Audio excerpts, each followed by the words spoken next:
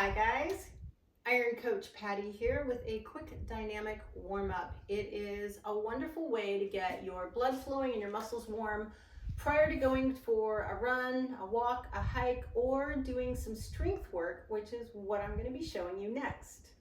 So to get started, let's just get going with some high knees. You're going to just pull your knees really high into your chest. I recommend you do this for like 15, 20 times at least, right? Just kind of getting things going. After you've done 15 or 20 of those, preferably on each side, you're going to do a lateral leg swing. So I like to do it to use it as moving balance, but you can touch your foot down in between if you need to. So you're swinging the leg side to side, getting those adductors and abductors awake and warm. Obviously do both sides. Again, I'm going to recommend 10 to 15 on each side. Once you've done that, we're going to open the gate, which is kind of like code word for open the hips. You step your leg back and forward as if you're swinging open a gate. Do about 10 to 15 of these on each side. It's really nice for working those abductors, glute medius, some of those muscles. So when you've done all of those, the final thing I'm going to have you do is just a forward and back leg swing. So you're swinging the leg back and forth. Again, if you need to touch down in between, that's fine. I like to use these as some moving balance training. So again, 10 to 15 on each leg. And when you're done with that, you're ready for whatever comes next. Hey, Iron Coach Patty here. I've got a few strength moves for you to help you reach your summit. These moves are designed to hit all your lower body muscle groups and your core, all important things when you're doing your iron hike. So let's get started. Your first move is a split squat. You're gonna have 1 foot forward, 1 foot back, starting with both legs straight. Give yourself about hip distance widthwise between your feet. Try and keep your torso vertical. You're going to bend both knees to about 90 degrees and come back up, both legs straight. Both knees bend, both legs straight. I'm going to recommend you do maybe 10 of these on each side. Now, if this is easy for you, you can intensify the effect by holding a weight. You can either hold a dumbbell or a kettlebell at your chest, or you could hold 2 dumbbells by your side, or you could even put a barbell across your back and do your split squats. When you're done with one side, obviously you switch and you go for the other side. Those are your split squats. That's going to work your quadriceps, your hamstrings, your glutes, your calves, abductors, adductors, and your core. It's really kind of like the whole shebang. Your next exercise is going to be a curtsy lunge to a Cossack squat. This is a combination move, and it's again going to hit everything. Plus, it kind of helps you with your balance, which is also useful when you're climbing the mountain. So what you're going to do, I'm going to start with my right leg. I'm going to step behind my left like I'm doing a curtsy, squat down. I'm loading this left glute. As I step out, my right foot comes to the side and I do a Cossack squat. I'm sitting way back on that side. Curtsy to Cossack. If you can handle doing 10 of these on each side, that would be perfect. Just like in the other move, if you would like, hold a kettlebell at your chest. That's what I like to do. You can hold a dumbbell here. You can also do this with a barbell across the back. Obviously, when it's time, you're going to switch sides. Curtsy to Cossack. So that's your second strength move. Your third one is probably the most functional for when you're doing your iron hike, and it's literally a step up, which is just like it sounds. You can get a step box and adjust the height. I've got this one set at 16 inches, which is a good place to start, but you're going to want to increase, particularly according to leg length. I have short legs, so I've got mine pretty short, but the idea is this. You step all the way up and back down, alternate legs.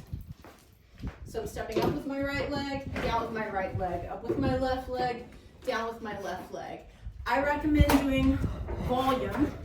You can also up the ante on that by holding some dumbbells as you're doing it. I like to just go for volume. Work your way up to doing 300, 400, 500, 600 step ups. It's really getting your muscles ready for your climb. All right, after that, we have a one leg deficit calf raise.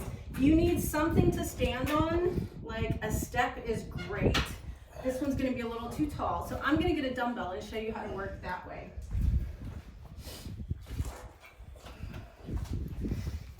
So the idea being that your heel can go lower than your toes, that's the deficit.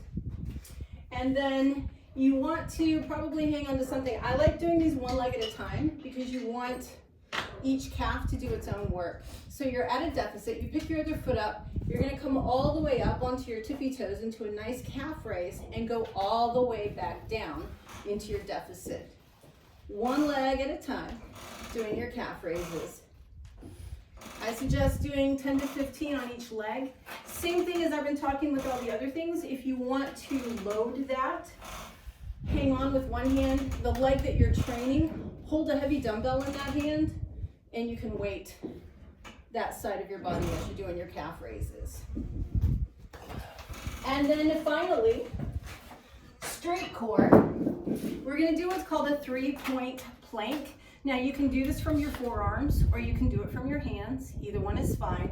And by 3 points, that just means that one part of your body is gonna be in the air at all times. I like to do 15 seconds with one arm up, 15 seconds with the other arm up, 15 seconds with a leg up, and the last 15 seconds with the other leg up. So that winds up being a minute of a plank. And so what that would look like for you, I'll go ahead and get down on my forearms. The idea is to keep your body in a straight line. You don't want to let the hips sag and you don't want to way up in the air. Straight line. Take one arm up for 15 seconds. Take the other arm up for 15 seconds. Take one leg up for 15 seconds. Other leg up for 15 seconds. And that's your 1 minute 3-point plank. So I suggest doing this a couple of different ways. Get at least 2 rounds in, preferably 3 of each of these exercises. I like doing it as a circuit. You do 10 to 15 reps of each exercise, take a breath, take a drink, do it a second time, do it a third time. Shouldn't take you any more than 20, 30 minutes max, and then we're gonna stretch. All right, time to do a little stretching. So the first one we're gonna do is commonly called the couch stretch. This is for quadriceps and hip flexors. 2 ways to do it. If you are using a couch, your back foot would actually be resting against a couch. Front leg is at about 90 degrees. If you're not using a couch, you can do it like I am. Reach back, grab your ankle or foot. You're gonna push the hips back while you pull your foot towards your bum. What you should feel is a stretch on the front of your thigh. You'll hold that for a bit. Then I want you to tuck your tailbone under, tilt the pelvis back, and let your hips go forward until you feel it on the front of your hip flexor stretch. Obviously, do that on both sides. Then we're gonna move into a glute and piriformis stretch. This is called a figure 4. You're gonna lie on your back, cross an ankle over a bent knee. You can either grab behind the thigh or the front of the shin, flex your ankle, and then pull towards you. Now, what I'd like you to do is try and keep your tailbone flat. Don't let your bum roll up and round the back. Keep the tailbone down and pull. You should feel very quickly when you're in the right spot. Obviously, you'll do both sides. IT band stretch, iliotibial band, which is the side of the hip and the side of the outer thigh. You're gonna have your feet wide, wider than your shoulders. I'd like you to go ahead and drop both knees in one direction. The knee that drops in is where you're gonna feel that stretch along the side seam of your shorts or pants. And then if you wanna intensify it, you take the other leg, put the ankle on top and relax it and use it for leverage. Again, obviously do both sides. Final stretch is for your hamstrings. Start with the knees bent. You'll extend the leg straight up, flex the ankle to get the calf in on it as well. Try and have your leg as straight as possible. Grab whatever you can reach. You can also use a strap. Once you get whatever you're going to hang on to, take a breath or 2, then go ahead and slide your bent leg straight and you'll get even more stretch.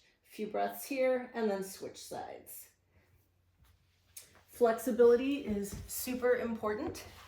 So do these stretches after every one of your workouts, and I'll see you on the mountain. All right, so I hope you found this useful. You've got some dynamic warm-up moves, you've got some strength moves, you have some flexibility moves, and all you gotta do is get after it. As always, if you have any questions at all, please feel free to hit me up on email. My email address is patty, P-A-T-T-Y, @pattyw.com.